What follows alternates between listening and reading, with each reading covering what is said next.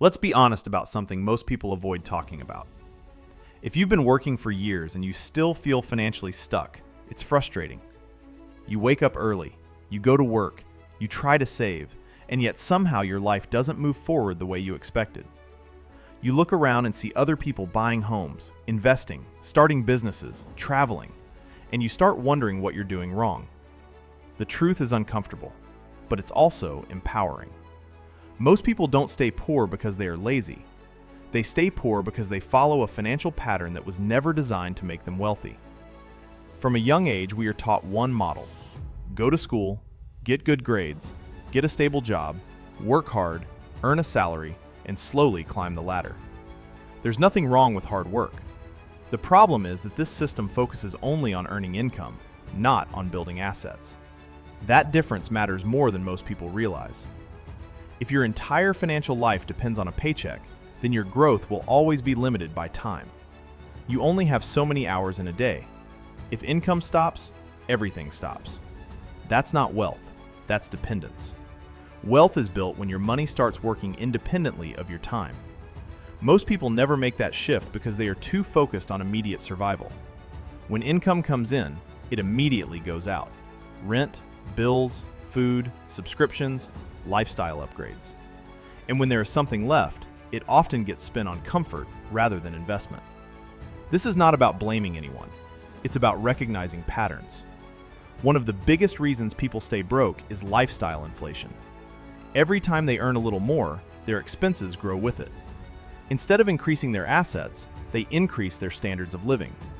A better car, a better phone, a bigger apartment, and slowly, they become trapped at a higher cost of living.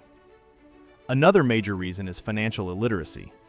Most people were never taught how investing works, how compound growth works, how taxes reduce income, or how assets generate cash flow.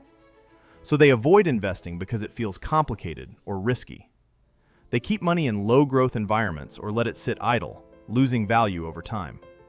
Meanwhile, people who build wealth treat financial education as a skill. They read, they learn, they experiment carefully. They understand that long-term growth is more important than short-term comfort. There's also a psychological factor that keeps people stuck. Many people spend money to manage emotions.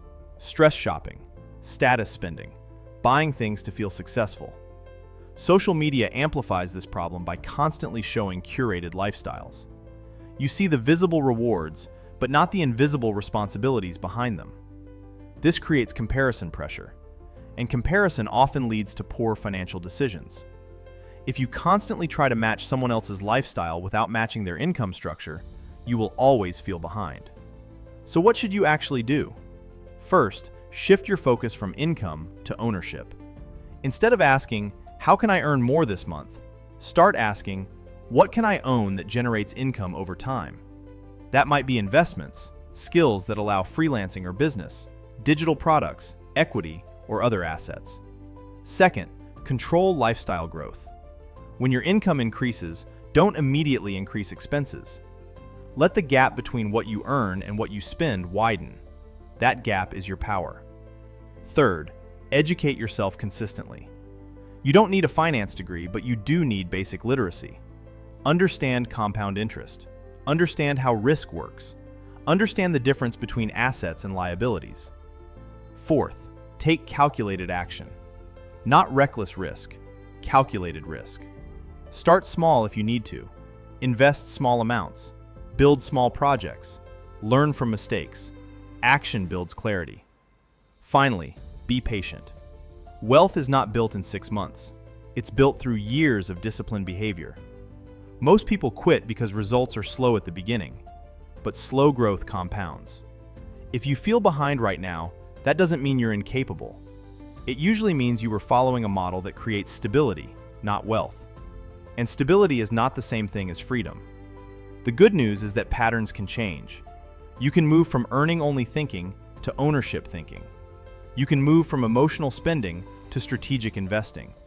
You can move from comparison to clarity. But it starts with honesty. Not blaming the system, not blaming your background, not blaming luck. Just asking, what financial pattern am I repeating? Because your future is shaped less by one big decision and more by repeated small ones. And if you change the pattern, you change the outcome.